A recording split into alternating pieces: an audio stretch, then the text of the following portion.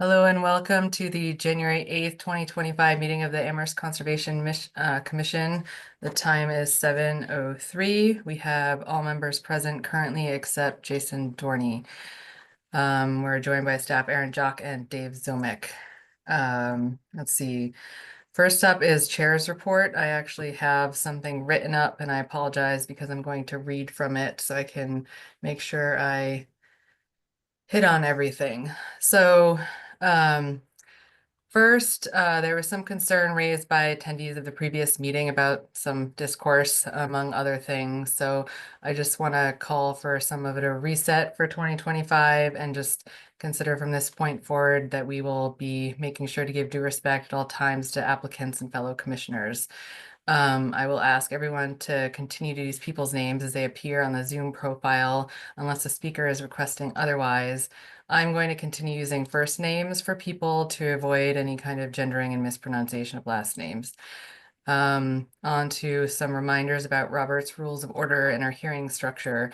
So please remember to adhere closely as possible to our hearing structure, especially the 5 minutes of the allotted time for comments, trying to consolidate your comments, reviewing the material beforehand, clarifying your questions with Aaron will help with efficiencies during our meeting. And please focus on our regulatory compliance issues, remembering that we can leave minor details to the staff and make sure that we're giving clear guidance to our applicants about what we need to see to move forward with their applications. Another reminder regarding our process is to keep meetings on a timely schedule as they've been running late. Please refrain from speaking until fully recognized by the chair. I realize there are times when back and forth Q&A is appropriate to address a single question, but I'd like to limit the runaway dialogue between commissioners and the applicants going forward. Lastly, for special topic agenda requests, there's been a number of these lately. I just want to be clear and probably establish some protocol for this. So if you want to make a special topic agenda request, I ask that you consider that we're going to need to fit it into our legal obligations and scheduling, often with a packed agenda, and as such, please ensure your request is submitted to me, CCing staff with your proposal, justification, supporting information that may be provided to commissioners ahead of time, and your goals or what you aim to achieve, as well as requested amount of time. And as with all applicants, this material should be provided by the Wednesday before the meeting. However, in order to actually schedule it into our pre-scheduled hearings, please submit it sooner than that. So I'm not guaranteeing that any topic will make it onto the next agenda, and I'm also not encouraging that we have a slew of special topic requests, but due to time constraints or the need for further communications and clarification of the topic, we'll get it in as soon as we can or as appropriate. So thank you, and those are my chair reports, and I'm going to hand it over to Dave for the director reports. I see Bruce's hand up. Go ahead, Bruce. I just wanted to highlight one thing that you said that has to do with keeping our conversations to the regulatory policy level as much as we can. We have a lot of experts here, and that's good. I'm not one of them, but it's interesting to hear from experts on various topics. But it does seem like we end up trying to micromanage what the applicant should do too much. That's my year-long observation. So I just want us to try to keep pushing it up to the policy regulatory side as much as we can, recognizing that, you know, the applicants are also seeking advice. So thank you. Thanks, Bruce. Okay. All set. Yep, I'll hand it over to you, Dave.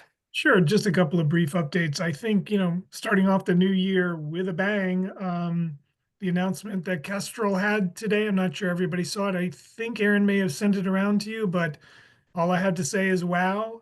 Amazing, 2,400 acres permanently protected. I have the numbers right in front of me here, 950 acres in Pelham, over 1,000 in Belchertown. Kestrel is going to protect the 77 acres off of Flat Hills Road in Amherst, land in Orange in New Salem, and 40 acres in Gill. That is just Kristen DeBoer, the staff at Kestrel, deserve amazing credit. They have, over the last 5 to 7 years, done some of the largest land conservation projects in the history of Massachusetts in terms of total acreage. So a really a landscape level. So kudos to them, and Amherst gets a good portion of an important portion of the Robert Frost Trail protected, and Mount Boreas, and some of the land actually is in our Zone 1 for Atkins Reservoir. So it was kind of a triple play for Amherst out there in northeast Amherst. So kudos to Kestrel and Kristen DeBoer and the whole staff there, and all the partners they brought together to make it happen. And kudos to Coles for being willing to sell these family lands after generations, really. So that's really exciting. A couple of other smaller updates. One is I know that Aaron is working with Brad, our land manager, to schedule a kind of a year in review. What happened out there in the field? What were some of the projects? I think that's coming up at your first meeting in February. Brad will put together a PowerPoint for you, and I met with him today, and he's already got that in draft form. Closer to home, I mentioned before we're making some progress at Hickory Ridge. So the clubhouse is coming down in the next 2 weeks. That's really exciting. So we hope to get it underway next week, and within 10 days or so of that start date, it should be gone. We'll be doing some grading there in the spring. Of course, we need to make sure we don't create erosion issues and whatnot. So because it is on a slope there, so we're going to be using lots of caution working with our contractor, but it'll be nice to get that old blemish off that land. And then finally, if anybody's up for it, I'm going to be joining the town manager on Friday at his Cup of Joe. I don't know if anyone's been to these before, where Paul Bockelman has coffee. He does it at Atkins. He does it at restaurants and breakfast places all over town. And we're going to be up at the Cushman Market early Friday morning. And it's kind of just a chance to talk about anything people want, questions, comments, concerns, and we'll both be there. So we may talk about roads or new schools or new fire stations or whatever comes up. So happy to have anybody join us if you're up early. I don't drink coffee, but I'll be there. Thanks, Dave. They've got all kinds of stuff at Cushman Market. Great. Okay, minutes. We're at 7. Yeah, okay. So we have a bunch of minutes in our folder, and we're looking to approve them. Yes, and I'm sorry because I just realized that I don't have a anything queued up on the PowerPoint for that. But I can get something queued up. Rachel has her hand up. Yep, Rachel. 2 minor adjustments. The 1023 notes. I abstained from the hearing number 3. And then December 4th notes. Hearing number 1. I believe I said that the material stockpiled on site can change the hydrology, not the removal of material. And then hearing number 5, I abstained. Oh. So I've got those changes in the draft that I have and have not sent them to Aaron, so Okay, we can make those changes if people are willing to vote on it anyway, and with the understanding that those changes would be made.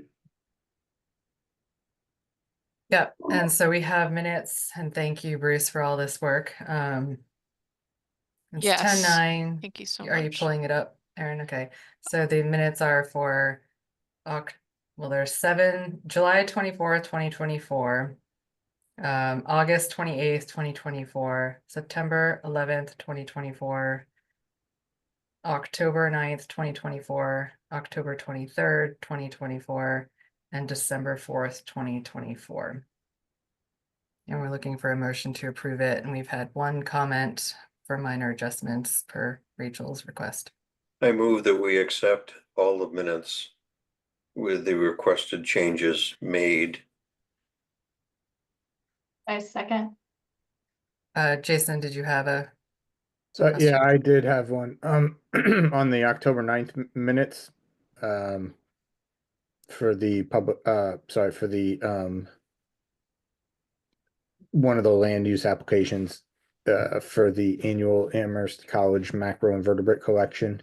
It just says that I move to approve the application and that I also seconded the motion. So Oops. I'll find that. We'll fix it. What was the date? Or did you catch the date, Bruce? it was 10. October 9th. Yep. Okay, We'll fix Okay. it. I can get it off the transfer. My all motion, right, my go. motion stands. Second. Oh, Okay, we have Alex on the motion, Andre in the second, Rachel, aye. Andre, Aye. Bruce, Aye. Alex, Aye. Jason, Aye. Laura. Aye. Okay, I abstain. I haven't reviewed them all. Okay, check off minutes. Thank you so much, Bruce. That was a big haul. Okay, land management updates. I understand we're tabling the wedding reception. Per Aaron's need to discuss some more things with the contact person there. We have the CPA proposal for the geomorphology observatory. I believe we have someone here to present briefly on that, Aaron. Do you? Yes. Thomas I- Johnson. Yep, I will add Thomas as a panelist.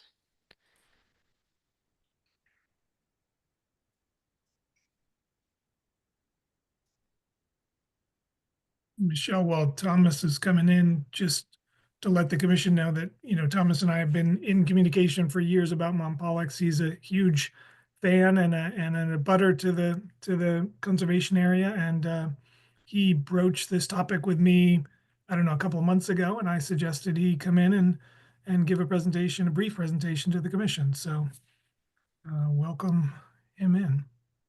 Great. He seems to be coming. Here we go. There he is. Hi, Tom. Hello, Welcome, everyone. Good Thomas. evening. So Dave just stole my intro, which was to thank him for all the work we've done on Mount Pollux since about 2016. And when he contacted me with some good news a couple of months ago, I raised this idea, and it was his encouragement to send you something on it, and now to have the opportunity to talk about it a little bit. You hearing me okay? Yep. Okay. So I think the material I sent you is pretty self-explanatory, so I don't need to go into that too much. I can answer any questions you have, but what I want to convey, I think top line, is this is a very simple idea, right? The geomorphology observatory sounds a little fancy, perhaps. Geomorphology is simply the term for the study of landforms. And it's interesting that today, when we hear the word observatory, we automatically think about the facility at Amherst College and astronomical observatories around the world. But when the term was first developed in Europe during the Middle Ages, pre-telescope, the first observatories actually were to look at landforms, mostly in the Alps. And so today, there are no landform observatories anywhere that I was able to find in my research.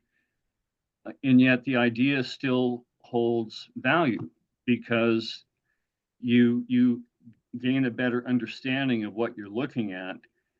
And that's the thing that Mount Pollux offers to both residents of our town and others that might visit. Because you go up there right now and you see a beautiful view. And that, of course, is the reason that Mount Pollux was conserved in the first place, right? Was that it's vista. It doesn't have that much in terms of wetlands, obviously, or wildlife. It was preserved for those views. And yet, only some visitors understand at all what they're looking at. They're standing generally west and they may recognize the Berkshires, but it's unlikely that they, can name the Holyoke Range or certainly Pelham Hills. So that's one thing, but more important is the tremendously fascinating geohistory of the formation of those landforms. if you read the background material or glanced at it that I sent, you will now know that the Berkshires, of course, were formed as a result of collisions, continental collisions, tectonic forces that began in this part of North America and pushed up first the tectonics and then the Berkshires. The Holyoke Range was created as a result of the rifting apart of those continents, which started in the Connecticut River Valley, and it created faulting, and the basalt that makes up the Holyoke Range came out of the earth as a result of that faulting and that rifting. The Pelham Hills, due to the research of a UMass professor who's been my primary advisor, are the remnant of a huge, what he calls altiplano, a huge high altitude plateau in this part of Massachusetts that resembled what today exists in Tibet or parts of South America. I mean, we are just miles from where those continents collided. The so-called suture line goes through the towns of Windsor and Savoy. So we are in a very special place here, and a lot of people don't realize that and may be interested to learn more. So that's the basic justification for the observatory. Thanks, It's- Thomas. If you're good with moving on to commissioner comments, I think we can field some, if that's okay. Oh, of course. All right, does anybody have any questions about the Geo Observatory? That was also fascinating. Thank you for the geologic history. So let me Bruce, go just say that you already have signs around at our conservation areas that have the QR code. So that's a technology that's tested. And we only need one sign atop Mount Pollux that has the code on it. A little bit of information on the sign, everything else is on the web. And people can be there at the site and use their smartphone to learn. And then there's more to learn at home or the office or at school should they want. Thanks. That probably answered some questions. Bruce, did you still? That was my point. Okay. Anyone else? Andre? Yeah, I just a personal comment. I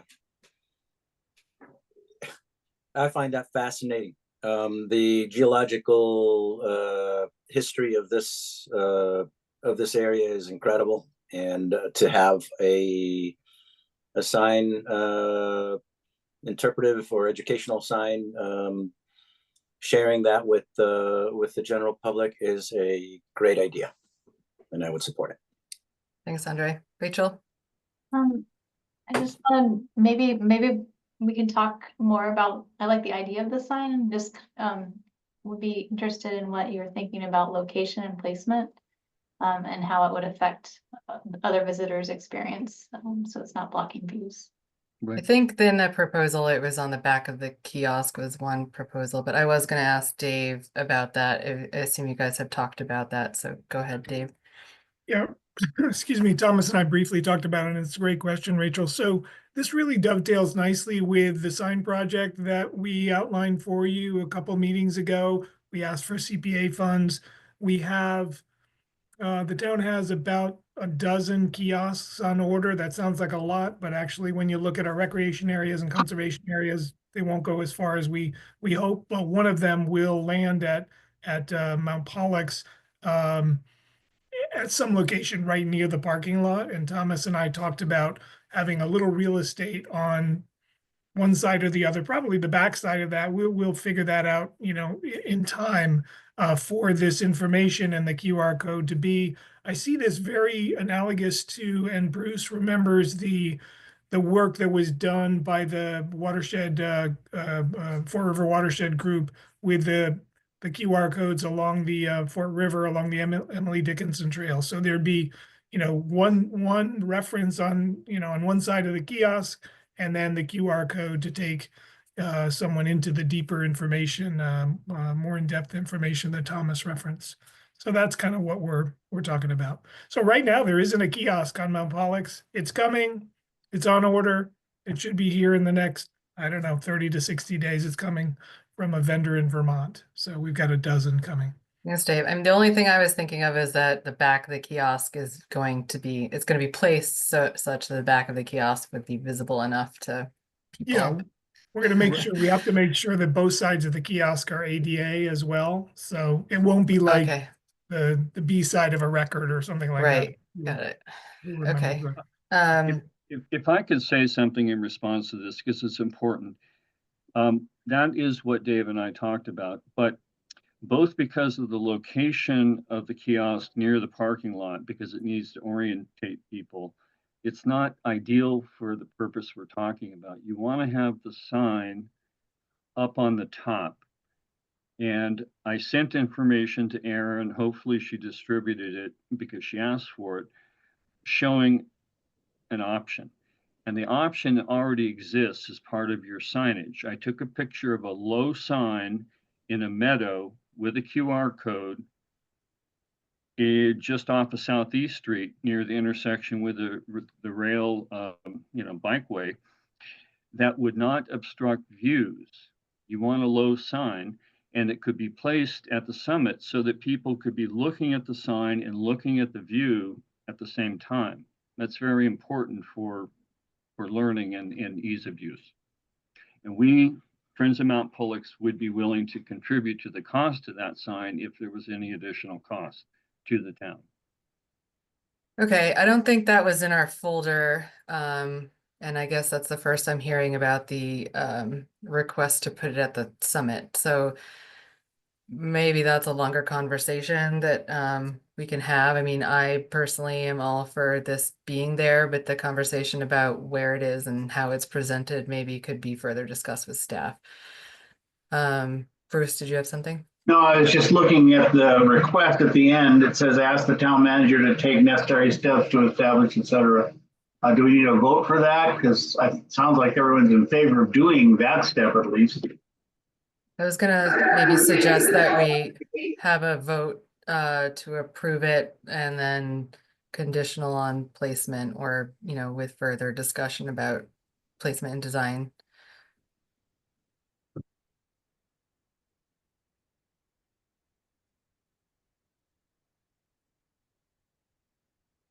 Anyone you want to asking for a go for it? motion? No, are you asking for a formal motion or just a raise of hands? I mean, we could do either one. I mean, is there any reason? Do you need our approval, our official approval to move forward with any kind of CPA funding, or is this more of a presentation? Is that a question to me or Dave? Yeah, I'm just not Well, clear on the funding is, I don't know what funding is required. If you read the proposal, there's sort of like two phases. The first phase doesn't require much of any funding. We can put something on the kiosk at little or no cost. If it had a purpose specific sign like I'm recommending, there would be a cost which we would be interested in sharing. I don't know if that would require CPA funding. To go to the next level, if the town wanted to do that, it's something I'm discussing with the DCR at the other locations, to really have an amazing website that would require funding like others have received for similar projects in the Pioneer Valley. Okay, But sorry, it was in a at this folder stage, titled nothing. CPA. Yeah, that's my confusion. Okay, well, Dave and Erin, I assume that we could hand this to you for further discussion about sign placement, but we can just do a show of hands, all in favor of this moving forward, to work with staff. Okay, I'm seeing all in favor. Laura's coming online with a hand up. Okay. All right, you've got the support from the Conservation Commission, so we look forward to seeing a proposal for signage. Okay, thank you very much. Yep, thank you. Have a good night.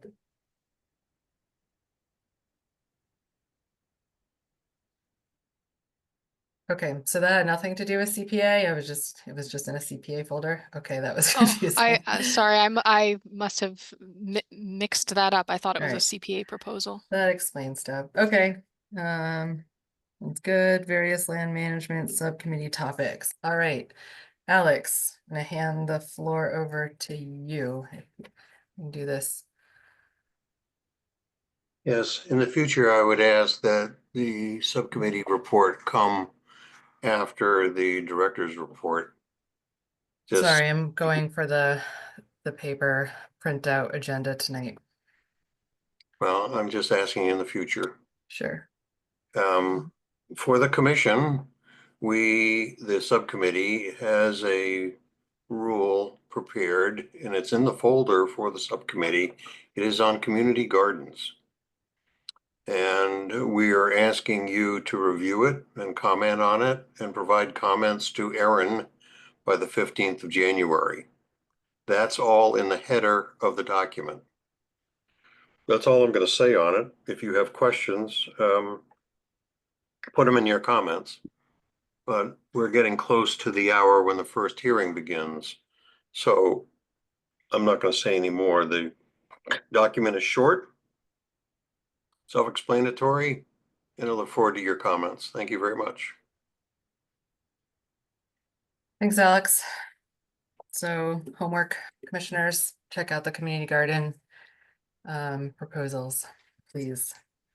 All right, so our first hearing is a notice of intent for Berkshire Design Group on behalf of Wild Onions Rentals LLC for the conversion of a single-family home to a two-story home with a two-story addition proposed. The rear and existing structure, additional parking and stormwater mitigation is also proposed within the buffer zone to bordering vegetated wetland at 194 College Street, map 14B, lot 151, DEP file number 0H90746. So this hearing has been, we have a request from the applicant to continue this hearing.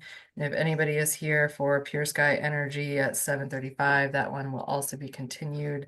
We will have updates from Erin. Erin, do you want to give us a update on Berkshire Design on behalf of Wild Onion Rental LLC, please? Yes, yep. So I received a request to continue the public hearing to, I believe it was February 12th. The applicant is working on some additional information gathering on the site and potentially some plan adjustments. So they wanted to be, prepared with a comprehensive revision if and when they come back to us in February. Thanks, Erin. If there's any public comment on this, please raise your hand. The applicant's not here with us, so I would like to refrain from having any discussion amongst commissioners. Seeing no public comment, so looking for a motion to continue. Oh, Alex. So moved. Yeah, Hold on, Bruce. regardless of whether or not the applicant is here, that's not, I don't think that should keep us from at least asking a question to Erin about this project, unless you would prefer that I write to her. But I would like to say a couple of things to Erin in lieu of the applicant being here, and that is that the existing duplex is non-conforming by zoning bylaws, which requires 14,500 square feet of land for the two existing units. And the existing duplex does not meet that requirement. The applicant proposes to add two additional units, which by zoning would require 19,500 square feet. So they're asking to put a building on a lot that's already non-conforming. So my question to the applicant is, has the ZBA reviewed the proposal from a zoning perspective before it came to the Concom? And if it has not, I'm wondering why it's before the Concom. So typically the if a project is going to be going to ZBA, it would come to Concom first, or it would be in tandem with Concom. But a lot of times the planning department will ask a project to come through the Conservation Commission first before they take it on. I did have a conversation with one of the town planners about this project relative to zoning. So they are aware of it and they were looking into it as well. And I did ask in my comments for clarification about the number of units, not because zoning is no jurisdiction of the Conservation Commission, but the number of units are. And if there's 3 units or more, then it's subject to the state stormwater guidelines. And so that was the context of my inquiry about the number of units, but I did ask the applicant to clarify that in my comments. Thank you.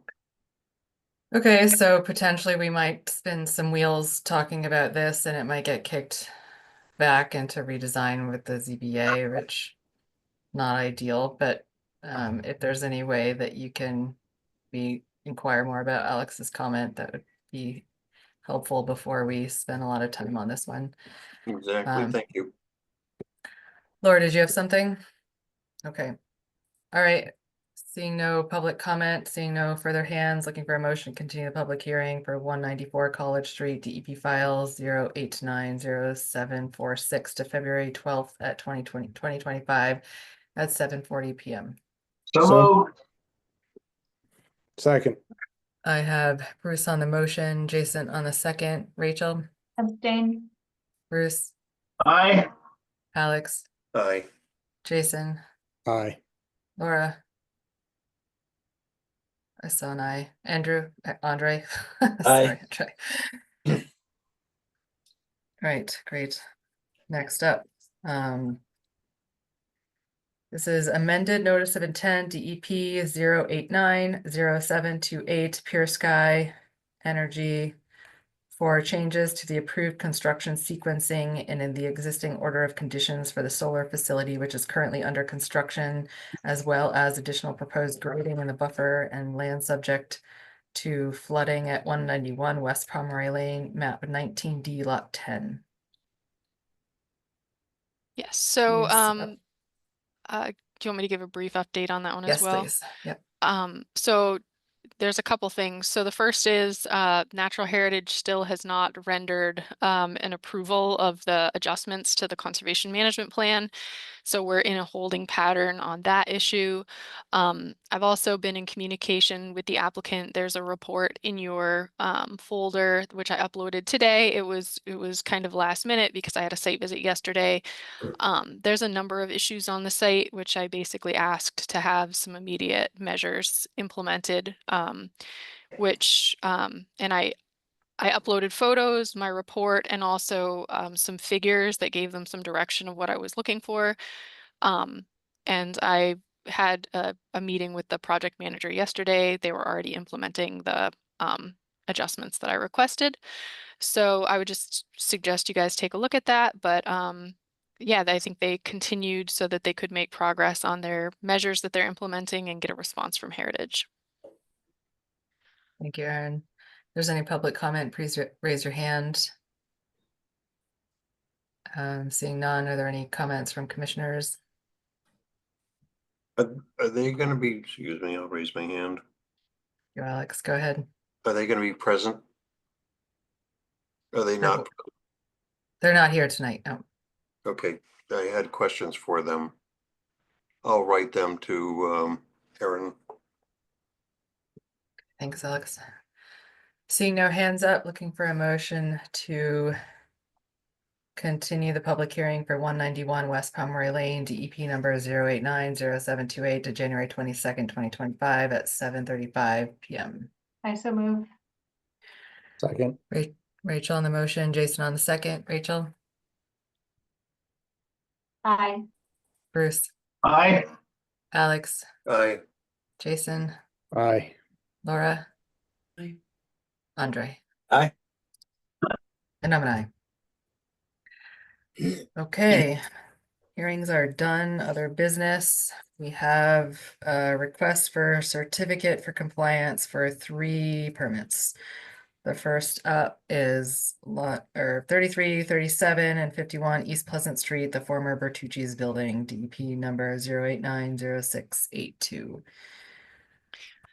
Yes, so we discussed this one at the last meeting. This was the one where the owner had installed 3 wetland protection signs along a small tributary of the Faring Brook, and 2 of the signs were taken, and they came back requesting guidance. The commission asked them to replace the signs that were removed, so they did replace those signs. I put photos of the new signs in the packet. They also provided documentation to me that their stormwater operation and maintenance plan had been followed since the order of conditions had been issued. So at this point, I am comfortable recommending that the commission issue a certificate of compliance with the ongoing conditions that are noted in the draft motion. Thanks, Erin. I have a question. So we talked a lot about the restoration of this little area, right? Just wondering how it looked to you out there. How much they've done so far. Yeah, so the restoration was they did quite a bit of invasive species management. There was a very large infestation of Japanese knotweed in the channel. And they did a pretty extensive treatment program to remove that, which actually has been pretty successful. And I've been monitoring it periodically, going out and looking at it, and they've really done a great job not knocking back the invasives.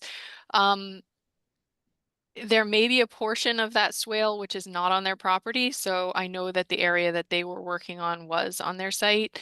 But there, when I was out there, you know, the bank of the river had sort of reestablished with herbaceous native vegetation, which was great.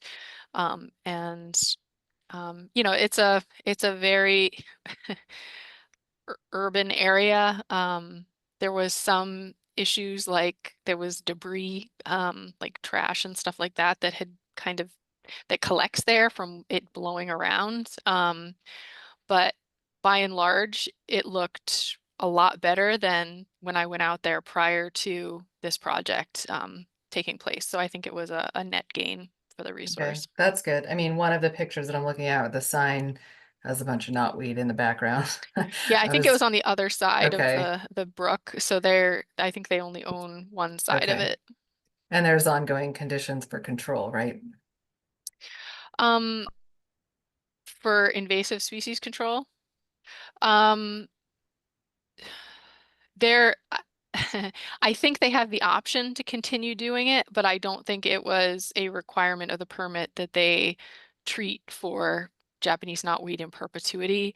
I think their goal was to knock it back. When I first went out there, like the entire stretch of this swale was completely covered in knotweed. They don't want knotweed growing there. I know that. So I think their intention is to keep it as clean as possible. But I think at the time that this was issued, it was intended to be a 3-year treatment. Already been 3 years. Well, good luck with the knotweed. Any other questions? Not, we're looking for a motion to issue a certificate of compliance, and I can read that. For 33, 37, and 51 East Pleasant Street with ongoing conditions under state A 3, 4, 6, E 2, 3, 4, 5, 6, 7, 8, 9, local 14, 15, 16, and 17. So moved. Second. Thank you, Andre. I think Jason got the second. Andre. Aye. Bruce. Aye. Rachel. Hi. Jason. Aye. Laura. Alex. Aye. And I'm an aye.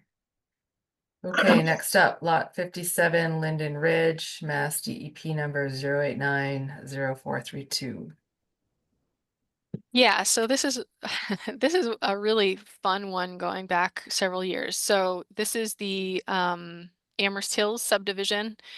When this subdivision, the order of conditions for the subdivision was recorded, it was recorded prior to the subdivision being implemented. And so what happened was that every single lot on the subdivision has this order of conditions recorded on it. This particular lot is completely outside of Concom jurisdiction. It's sort of on the island between Concord Way and Linden Ridge. It doesn't have any wetland resource areas. It's got houses on either side and in the back. This lot is an undeveloped lot that's they're looking to get the release on. So it's non-jurisdictional to the Conservation Commission. The only reason it has the order on it is because the overall subdivision order, which was associated with the road construction and the stormwater construction, which has since been completed. So this is just a parcel release for that individual lot. Thanks, Erin. So we're looking for the partial certificate of compliance, releasing lot 57 Linden Ridge Road. I will move to issue the partial certificate of compliance releasing lot 57 Linden Ridge Road. I second. Second. Rachel got that one. Jason on the motion, Rachel on the second. Rachel, Aye. Bruce, Aye. Alex, Aye. Jason, Aye. Laura, Aye. Andre, Aye. and I'm an aye. Great. And the Holyoke last, Range, yeah. yeah, the last one is the Holyoke Range Trail project that Kestrel Land Trust had come to us, want to say 2 years ago, for the construction of some bog bridging. I'm drawing a blank on what the term that they're called. Pinchins, actually, pinchins is what they're called. And then there was a small footbridge. This was on the Holyoke Range, going from the visitor center towards where the horse caves are located. And so all of that work has been completed. I did do a site visit with Kestrel a couple months ago now. It took them a little while to get their payment into me to get this on the agenda, but all of the work looked great, and I am suggesting that we issue a complete certificate on it. Thanks, Erin. Any questions? Not looking for a motion to issue.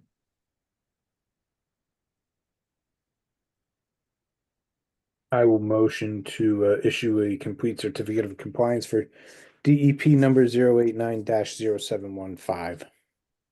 Second. Jason on the motion, Andre on the second. Andre, Aye. Bruce, Aye. Alex, Aye. Jason. Aye. Laura, Aye. Rachel, Aye. and I'm an aye. It's nice to see those projects completed off our docket. It is. Okay, monitoring reports. First up is the UMass Pavilion, which I have to say looks a lot better than last time we saw pictures. Yeah, it does. So the monitoring reports right now are weekly for the UMass Pavilion. They have completed work on the site. I did do a site visit with the project manager and the monitor maybe 2 or 3 weeks ago now. They are basically asking to move to a monthly inspection schedule on this. The areas within Concom jurisdiction have completely stabilized. There are some issues that they're still having on the slope with some minor sort of rills and gullies that are forming, but they're working to address those, and they are outside Concom jurisdiction. They're minor enough at this point that I don't think that the weekly inspections are necessary. They're basically asking if there's an inch of precipitation, or otherwise they would do the monthly inspections, and I'm fine with that change to the monitoring, seeing the site conditions as they are. Erin, Alex. Yeah, I'm curious. I just drove by there a couple of days ago, and I'm wondering if the hydro seeding, which is down, is sufficient cover of the soil to interrupt the splash erosion. Yeah, they were going to do a second hydroseed out there. The first hydroseed they did at the end of the growing season, and with the drought, it did not establish well. So, you know, they're looking to hydro seed again. They had to do some minor corrections on the upper slopes. Again, those areas that were completely outside of Concom jurisdiction.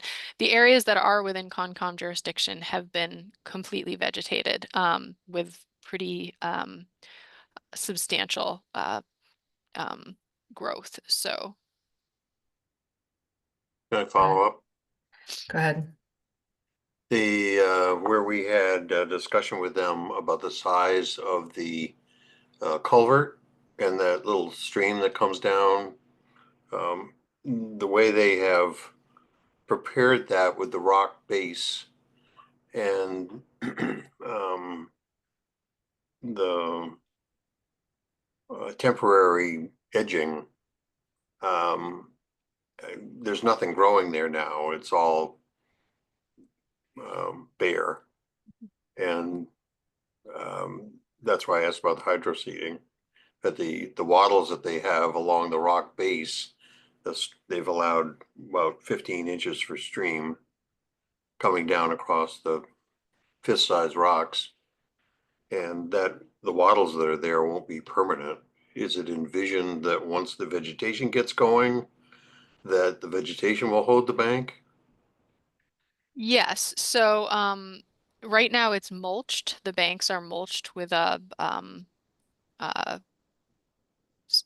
wood chips, I believe, and they did put in some plantings already.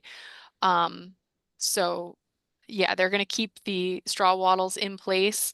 They would do, once the growing season gets going in the spring, they would come back to us once everything is very well established with a request for certificate of compliance. So all of the erosion controls will remain in place, and in its current condition, no controls will be removed until I do a final inspection that everything is stabilized. Thank you. Thanks, Jason.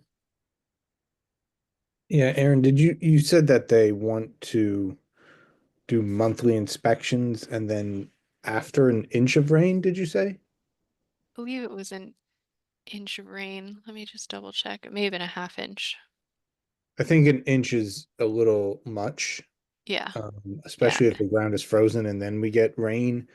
I think you can get a lot of runoff from that and additional erosion in the already established Yes, gullies and things sorry. like that. I misspoke. It was a half inch of rain. Okay. Yeah.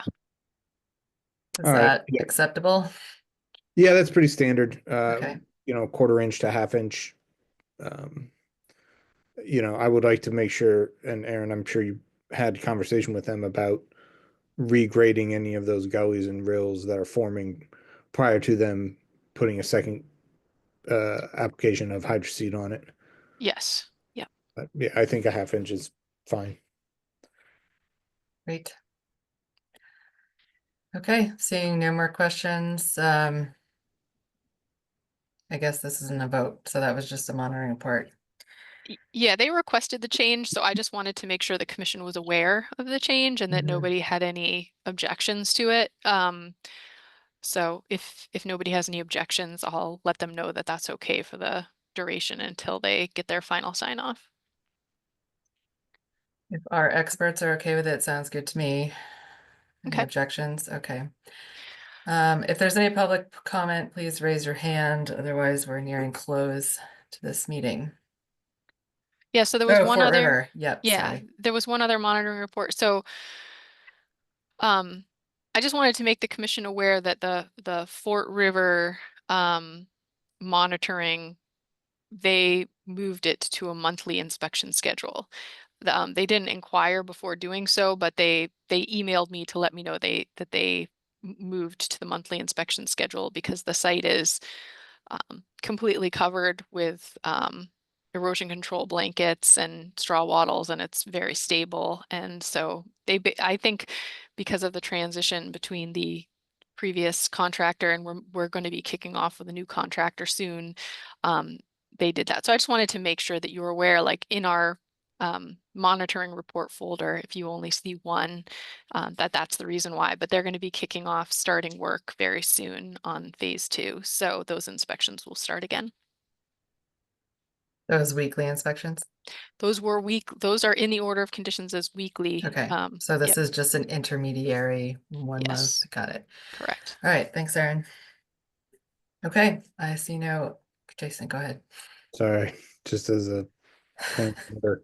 Aaron, it appears that the photos from the 12/26 inspection of Fort River are not of Fort River School, right? This is the Fort River School we're talking, and the other, there's a rather large apartment building.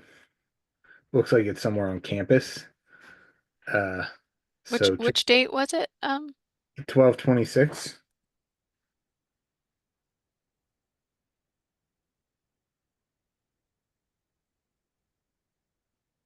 Oh yeah. It's the same consultant who's doing the Fort River and the Olympia Drive project, and it looks like they just put the incorrect project name on the file. But I'll make them aware of that. Thanks, Jason. Yeah, I was gonna say they're making great progress. They're building all kinds of stuff. It's totally transformed site. Okay, good catch. Yeah, we'll need an update. That was a Christmas holiday slip, I guess. Okay, seeing no more hands. Seeing none from the public. We are done. Laura, if you're still there, we did it. Wow. Goals, New Year's I know, goals. I'm impressed. It helped that we didn't have any actual applicants show up today. All right, looking for a motion to adjourn. I move to adjourn. Second. Bruce on the motion, Jason on the second, Rachel? Rachel? Aye. Bruce? Bruce? Aye. Alex? Ditto. Andre? Aye. Jason? Aye. Laura? Aye. I'm an aye. All right, thanks everyone. Happy Thank New you. Year. Happy New Year. Good night. Have a good night, guys.